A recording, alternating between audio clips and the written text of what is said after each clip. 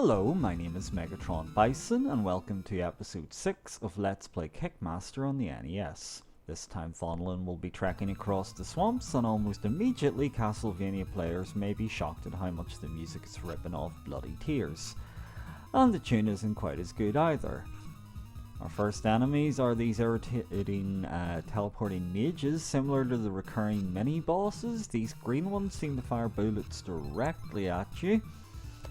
And again, they're a bit of a pain, but if you know where they're going to appear or if you can predict accurately, they're not going to give you too much bother. The swamp area here, once again, it's going to slow our movement, so I guess that's why they decided to call it across the swamps. So I hate these kind of gimmicky, slow moving areas, but if you stay on these upper platforms, you're okay.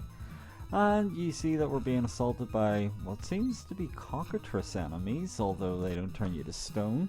But I have to assume that's what they're supposed to be with the lizardy kind of tail and chicken heads. They're not so bad, they just sort of bounce either high or low at you at the same pattern. And we also have to fight these gross zombie enemies that fire some body parts out their chest or something, and it's just really stinking the way it kind of bursts open and fires out at you. Just something about it I find kind of unpleasant, but by and large they're not so bad to take on. Once again, when you got the double front butterfly kicks and all that there kind of cheeky nonsense, you can make short work of them.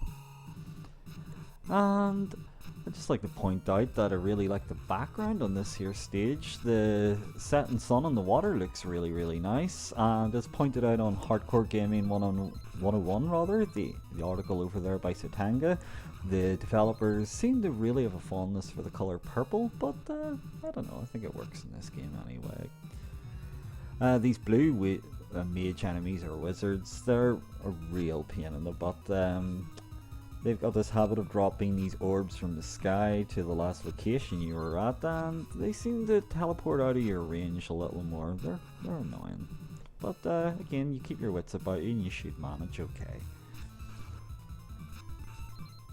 You see that you can drop through this here floor into this grassy area, and once again I'm going to use the super useful question magic, and it reveals that there's a hidden spell down here, and this here time we're gonna be getting the Force Shield spell, and this can absorb enemy projectiles, which can be useful, but it's only really necessary in a couple of locations.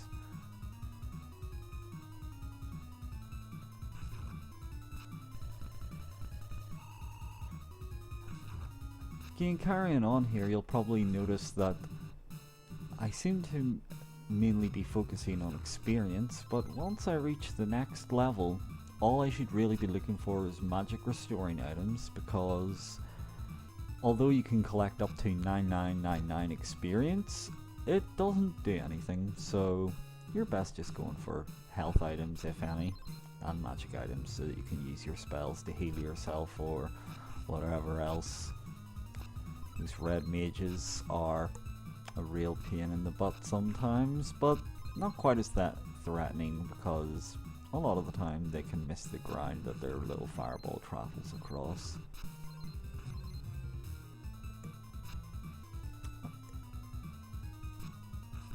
I'm not sure what those little blue enemies are supposed to be. I don't even know how to describe them, and again, there's the super useful question mark magic. I know I've apologized for several times for it already, for exaggerating how useless it was, and I just feel really bad about lying to Wayne about it from Wayne's World, you know. He'd feel terrible.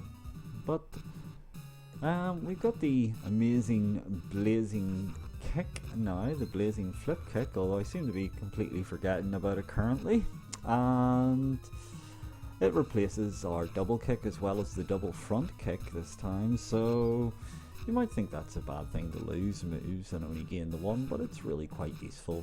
You've seen it there, it cuts through these blue mages like butter, like a hot knife through butter rather, and again, it's a pretty useful move. Anyway, I'm carrying on here, doing really well.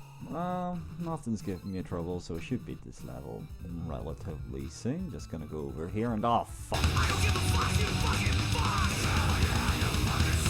Tell me how much we fucking suck! Hell yeah, we fucking suck!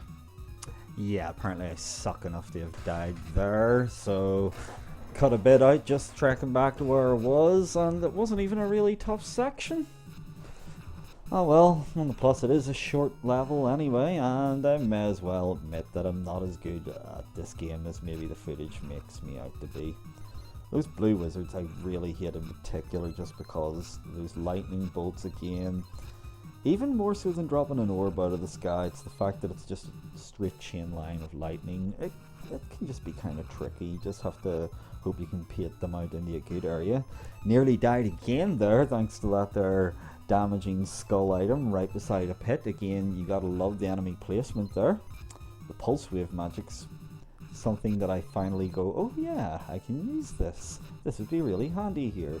And that's the thing, I may not show off the magic that much, but you can really make a lot of use of it. But I don't know, I just like kicking my way through things and saving up my MP for the bosses. And in this here case, it's the twin harpies.